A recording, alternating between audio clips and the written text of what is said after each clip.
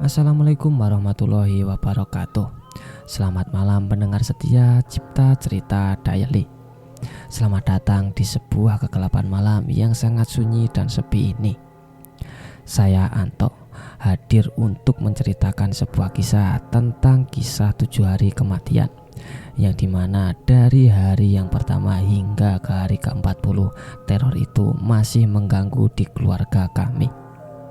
Karena sudah cukup meresahkan, akhirnya kami mengadu ke pihak yang berduka. Kira-kira apa yang terjadi selanjutnya? Mari kita langsung saja ke ceritanya. Jujur, ini adalah salah satu cerita yang aku alami dan masih terngiang kengeriannya.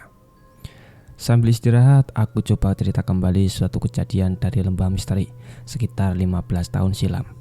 Jangan lupa gelar tikar kalian dan siapin cemilan dan juga kopi. Oke, kita mulai. Liz, suara teriakan lantang ibu tiap pagi buat aku segera bangun dan sarapan pagi.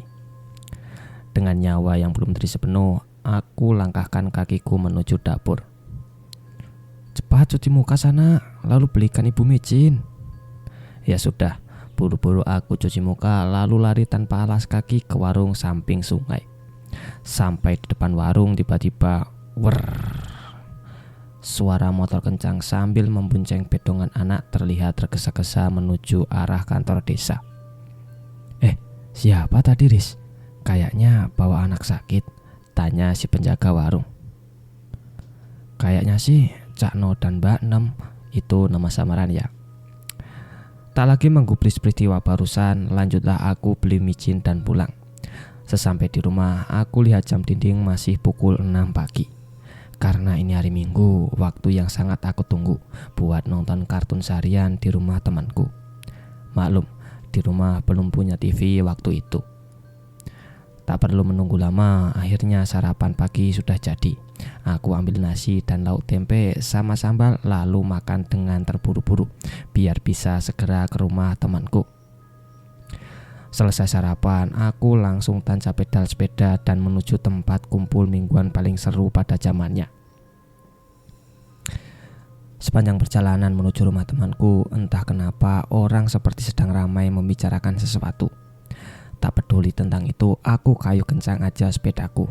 Akhirnya aku sampai juga di tempat tongkrong minggu paling seru. Aku lihat teman geng udah duduk sila dan melihat film Maruko. Tak berselang lama kemudian, kakek temanku datang ke rumahnya membicarakan tentang kejadian pagi yang aku lihat saat ke warung. Duh, kasihan banget ya anaknya Nem.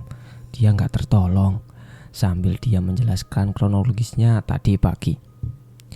Jadi kakek ini bisa dibilang salah satu yang dituakan di kampung sini. Dia bilang tadi saat melihat Cakno bawa motor kencang ke arah desa, dia bisa merasakan kalau anak yang dia bawa akan mati. Entah apa yang dia lihat, tapi yang jelas ceritanya bikin bulu kudu berdiri seketika. Dan benar saja, selang 1 jam kemudian terdengar kabar kalau anak Cakno Sematawayang yang masih berumur 6 tahun meninggal dunia. Sontak, acara minggu pagi yang biasa seru berubah menjadi sedih. Dan seketika waktu itu aku pulang ke rumah lalu lihat kerumunan orang yang melayat. Kebetulan rumah Cakno cuma berselang 6 rumah dari rumahku. Terlihat di sana Mbak Nem masih syok dan berkali-kali pingsan. Tetangga sekitar dan juga keluarga pun ikut menangis. Singkat cerita, semua prosesi pemakaman berjalan lancar. Bahkan aku pun ikut mengantar sampai ke kuburannya. Seperti biasa, habis dari makam, aku mandi untuk membersihkan diri kalau ada tanah makam ikut terbawa. Setelah itu, ya seperti biasa, orang-orang bakalan sibuk bantu keluarga duka untuk selamatan sampai 7 hari, termasuk ibuku juga membantu. Tetapi cerita horor itu dimulai sejak hari ini. Jujur, mulai mendekati tengah malam, aku agak gimana melanjutkan cerita ini. Tapi ya sudahlah, kepalang tanggung. Tepat sore hari menjelang jam 5, ibuku sudah beres mandiin adikku yang cewek. Panggil saja dia Nadia. Saat itu dia baru berumur 4 tahun. Waktu itu aku, ibu, Bude, dan Nadia main-mainlah di teras rumah seperti biasa. Tiba-tiba si Nadia noleh ke arah sungai sambil bilang, "Loh, Bu, Dika kok masih di sini?" Dika itu adalah anak Cakno yang tadi pagi meninggal. "Hus, bilang apa sih kamu, Nat?" saut ibuku sambil melihat ke arah sungai. Seketika suasana jadi gak enak. Bahkan budeku langsung mengajak masuk ke rumah. Bergegaslah kami masuk ke dalam rumah, ke ruang tamu. Tapi sepertinya sosok Dika tadi makin mendekat. Si Nadia makin menangis kencang sambil menunjuk ke arah pintu yang masih terbuka. "Riz, cepat tutup pintunya," suruh ibuku dengan nada panik. Tangis Nadia makin kencang dan tak henti-hentinya ibu baca ayat kursi. Bahkan aku pun dia suruh untuk ikutan mengaji. Jujur, suasana itu cukup mencekam sekaligus horor. Tak lama kemudian terdengar suara azan dan akhirnya teror hari pertama kali itu selesai. Nadia pun sudah berhenti menangis dan berangsur tenang. Namun suasana mencekam itu masih sangat terasa hingga kami menjelang tidur. Hari kedua, kematian Dika kayaknya seperti biasa aja setelah kejadian kemarin sore. Ibuku seolah melupakan kejadian kemarin dan beraktivitas seperti biasa. Sore hari seperti biasa aku balik ngaji langsung ngajak main si Nadia di teras. Tiba-tiba tangis Nadia pecah sekencang-kencangnya dan bikin aku panik. "Bu, Dika kok masih di sini ya?" sambil nangis kencang. Sontak aku juga ketakutan dan ibuku langsung gendong Nadia buat masuk ke rumah. Aku tutup pintu dan kunci sambil baca-baca doa. Aku lihat ibuku ikutan panik dan mulai membaca Al-Quran lalu mengaji. Jujur, hari kedua ini lebih mencekam dibanding kemarin. Si Nadia terus menangis sambil ngeliatin ke arah jendela seolah-olah Dika masih ada di situ. "Kamu ngapain kesini, Dik? Aku gak mau main sekarang." Untunglah azan maghrib terdengar berkumandang dan Nadia mulai berangsur tenang kembali. Dan ibuku saat itu langsung ngadu bapak tentang kejadian aneh 2 hari ini yang menimpa Nadia. Masuk di hari ketiga, ibuku mulai waspada dengan teror Dika setiap menjelang azan maghrib. Kali ini aku, ibu, dan Nadia main ke rumah bude yang cuma berjarak 4 rumah ke depan rumah. Berharap di sana rame banyak orang sehingga gak begitu menakutkan. Sudah dari tadi jam 4 sore kita ngumpul di rumah bude. Sambil senda gurau, ibu juga menceritakan kejadian 2 hari belakangan yang budeku sendiri ikut mengalami di hari pertama. Masuk waktu surup atau menjelang maghrib, kita pun bergegas masuk ke rumah bude dan menutup pintu. Entah saking kencangnya angin atau tadi nutupnya tidak rapat, tiba-tiba pintu ruang tadi terbuka kembali. Sontak kami semua kaget dan pasti akan ada teror yang selanjutnya. Dan benar saja, Nadia yang sebelumnya ceria langsung nangis kejer lagi sambil nunjuk ke arah pintu. Dengan sergap, Pak Deku langsung menutup pintunya kembali lalu menguncinya. Namun tangis Nadia belum berhenti, bahkan makin kencang. "Enggak, Dek, enggak. Aku enggak mau main sama kamu," sambil nunjuk jendela di samping ibuku. Asli, waktu itu kerasa banget seremnya, sampai semua gorden jendela bude ditutup. Tapi anehnya tiap azan maghrib teror itu berhenti. Sambil menunggu keadaan mulai tenang, akhirnya kami bertiga pulang diantar Pak D. Sesampainya di rumah Pak D cerita ke bapak. Dan bapak marah sama ibu kalau udah dibilang tiap sore harus di rumah. Hari keempat, terlihat masih pagi buta, bapak sudah bangun dan bergegas ke belakang. Dia masuk ke kamar kecilnya atau kamar tempat dia menaruh pusaka dan juga barang klinik lainnya. Sepertinya mau melakukan sesuatu untuk menangkal teror menjelang maghrib itu. Tak lama kemudian dia keluar sambil membawa bungkusan kain hitam yang dililit benang, lalu menuju ke arah ruang tamu. "Riz, tolong kau pegang kursi ini," perintah bapakku sambil menggeser kursi ke arah pintu. Bapakku langsung naik ke atas kursi dan memaku bungkusan hitam tadi tepat di atas pintu rumah. Waktu itu jujur aku tidak tanya lebih banyak tentang bungkusan itu. Pokoknya dalam pikirku semoga hari ini teror itu sudah tidak ada. Jam pun sudah menunjukkan pukul 5 sore. Akhirnya ibu menyuruhku untuk menutup semua gorden jendela dan juga pintu. Kali ini kami seperti sudah siap dari awal untuk menghadapi teror itu. Bapakku yang biasa ke kebun balik menjelang maghrib juga sudah pulang lebih awal. Entah kenapa sore itu suasana terasa lebih gelap. Mungkin karena agak mendung dan memang posisi kampung berada di lembah. Bahkan jam 3 sore matahari sudah tertutup bukit. Ibuku yang memang cukup taat agamanya sudah mulai mengaji sambil perhatiin aku dan Nadia yang sedang bermain. Tiba-tiba terdengar suara. Dak, dak, dak.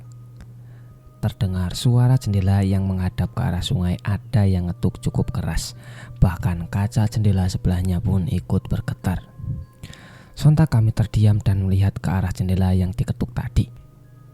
Bu, Dika kok masih di sini ya? Nggak mau aku, Dik.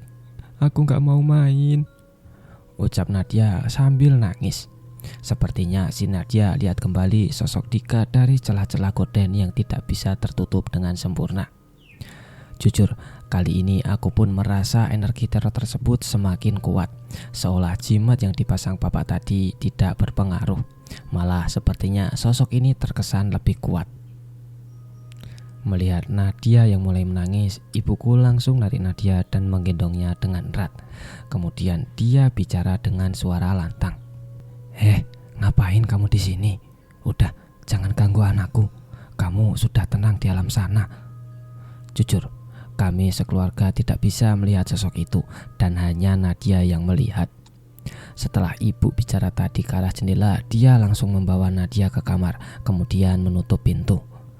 Tak lama kemudian azan maghrib berkumandang dan aku pun merasa lega karena teror ini akan segera berakhir. Dan benar saja, setelah azan berkumandang, Nadia sudah berhenti menangis dan tidak ada lagi suara gedor-gedor jendela. Hari kelima, entah kenapa bapakku pagi-pagi buta bangunin aku buat minta tolong ikut ke belakang pekarangan rumah. Pagi itu suasana masih berkabut dan cukup gelap. Waktu itu aku hanya nurut aja apa kata bapak. Kemudian dia mengambil daun dan buah pohon jarak, kemudian minta aku membawakan. Kemudian dia pun bergegas lagi ambil daun kelor kecil, lalu kasih ke aku. Setelah beberapa saat mengelilingi pekarangan dan mengambil beberapa tanaman, akhirnya bapak minta semua barang yang aku pegang, lalu menyuruhku pulang ke rumah buat segera mandi. Maklum, bentar lagi masuk waktu sekolah. Hari kelima ini bisa dibilang hari keberuntungan kami, karena sore ini teror tersebut tidak ada. Sepertinya usaha bapak kali ini berhasil. Sejak habis asar, Nadia tidur pulas di kamar dan baru bangun sesaat sebelum azan maghrib. Hari ke-6. Pagi kali ini akhirnya kami sekeluarga sudah mulai merasa lega karena kemarin teror itu hilang. Tapi kenyataannya tidak. Kami semua salah. Beberapa ucapan Nadia bahkan membuat ibuku gemetar saat itu. Aku sendiri sampai ikutan nahan tangis karena memang energinya waktu itu cukup kuat. Seperti biasa, setiap sore aku bertugas menutup semua gorden dan juga pintu. Kami cukup lega karena mau menjelang azan maghrib teror itu tidak kelihatan muncul. Bahkan Nadia pun terlihat masih ceria bermain dengan boneka kesukaannya. Tok, tok, tok. Suara keras seperti ada yang gedor pintu ruang tamu. Sontak kami semua noleh ke arah pintu itu. Dan ibuku tahu ada yang gak beres, langsung tarik Nadia dan memeluknya dengan erat. Ngapain kamu kesini lagi? Kata bapakku dengan lantang ke arah pintu. Bukannya malah berhenti, malah gedoran pintunya semakin kuat hingga berkali-kali. Asli, suasana waktu itu benar-benar makin gak karuan. Benar-benar gak nyaman kami berada di ruang tamu. Bersamaan dengan suara adzan, justru gedoran pintu itu makin kuat hingga membuat pintu terbuka. Brak! Suara keras dan pintu yang menghantam tembok. Saat pintu terbuka, aku tidak melihat ada siapa-siapa. Saat itu aku yang ketakutan langsung lari mendekat ke arah ibu. Kali ini Nadia tidak menangis tapi malah langsung menatap keluar pintu. Dek, kok kamu pakai baju putih kayak pocong? Enggak dek, aku enggak mau. Aku enggak mau ikut kamu. Sana main sendiri aja, kata Nadia sambil menatap ke arah pintu. Ibuku langsung gemeter sambil menggangin erat kita. Dan Nadia pun terus gelengin kepala sambil bilang, "Gak mau, aku gak mau. Aku gak mau ikut kamu." Asli, setelah Nadia bilang gitu, suasana udah campur aduk ketakutan, bingung untuk ngungkapinnya. "Sudah, tenang dek, jangan ganggu Nadia. Sudah cukup buatmu di dunia," celetuk bapakku sambil jalan menuju pintu lalu menutupnya kembali. Barengan pas ditutup pintu, malah Nadia mulai menangis kejar menjadi-jadi. Bahkan sampai terdengar iqomah maghrib, tangis Nadia pun belum berhenti. Jujur, aku sendiri ketakutan karena gak mau Nadia ikutan mati seperti Tika. Akhirnya ibuku bawa kami ke kamar dalam kondisi Nadia masih nangis kencang, berharap sampai kamar sudah bisa tenang. Akan tetapi teror itu ternyata juga ikutan sampai kamar. Kali ini giliran jendela kamar yang diketok-ketok tak henti-henti. Aku sambil meluk Nadia dan ibu mulai mengaji cukup keras, kali ini berharap teror itu segera berakhir. Dan benar saja, suara kedoran di jendela kamar baru berhenti setelah azan Isya selesai. Jujur, 1 jam ini benar-benar mencekam dan menakutkan. Nadia pun sudah tenang dan tertidur lagi. Namun ibu tetap melanjutkan mengaji di kamar, sedang aku balik ke ruang tamu menemani bapak. Selang 1 jam kemudian, ibu keluar kamar dan panik, bilang ke bapak kalau Nadia demam tinggi. Gak bisa berkata apa-apa lagi, aku pun takut kalau Nadia sudah ikut Dika. Bapakku saat itu langsung bergegas panggil Pak D sama Bude, dan mereka pun langsung bergegas ke rumah kami. Kebetulan memang budeku suka ikut matiin jenazah setiap kali ada orang meninggal di kampungku. Malam itu beneran kami sekeluarga seperti ronda sambil melihat perkembangan Nadia. Ibuku terus mengaji di sampingnya sambil menangis, sedangkan budeku sibuk mengganti kompres Nadia. Hari ke-7. Hari ini kami sekeluarga berniat mau menceritakan kejadian ini ke keluarga Cakno. Sebelumnya kami tidak mau cerita soal takut melukai hati keluarga yang berduka. Dengan detail ibuku cerita ke Cakno dan Mbak Nem tentang kejadian teror setiap menjelang maghrib. Mbak Nem pun pecah tangisnya ketika ibu bercerita. Mungkin dia sangat kangen dengan anaknya dan ingat kembali kenangannya. "Oh alah dek, ibu ikhlas ditinggal kamu. Yang tenang kamu nak," ucap Mbak Nem sambil menangis. Dan setelah mendatangi rumah Cakno, sore ini sudah tidak ada lagi teror itu. Jujur, kali ini suasana di rumah lebih positif. Pak D dan Bude pun datang ke rumah memastikan Nadia baik-baik saja. Dan alhamdulillah demamnya sudah mulai turun. Jujur, aku ikutan merinding ceritain kejadian di hari ke-6 ini. Jujur, aku ikutan merinding saat ceritain hari yang ke-6 ini. Jadi biar cepat selesai, aku persingkat saja cerita selanjutnya. Hari ke-40. Setelah kematian, biasanya di kampungku ada selamatan.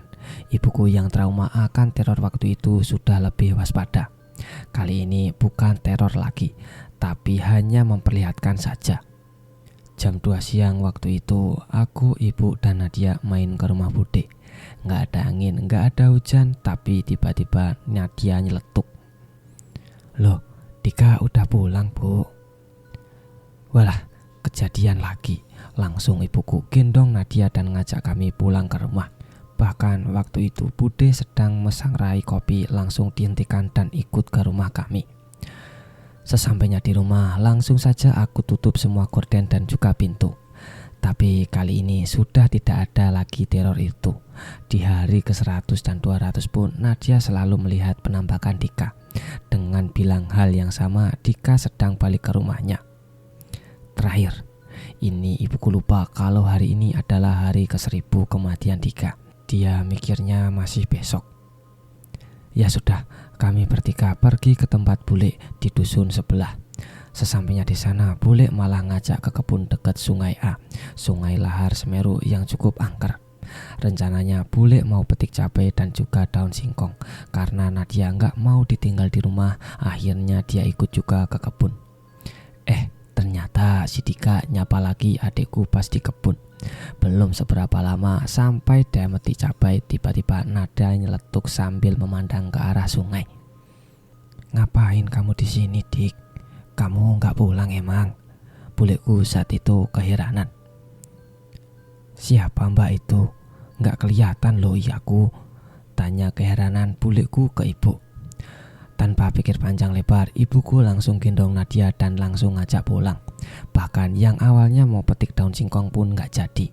Akhirnya kami bertiga pun langsung balik ke rumah dan prepare seperti biasa. Tapi kali ini sepertinya tidak ada teror lagi.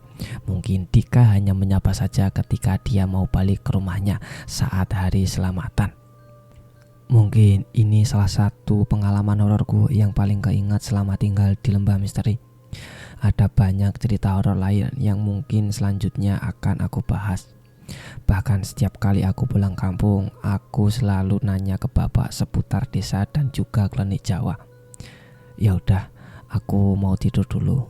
Selamat malam dan selamat beristirahat. Sampai jumpa di cerita horor selanjutnya. Dadah.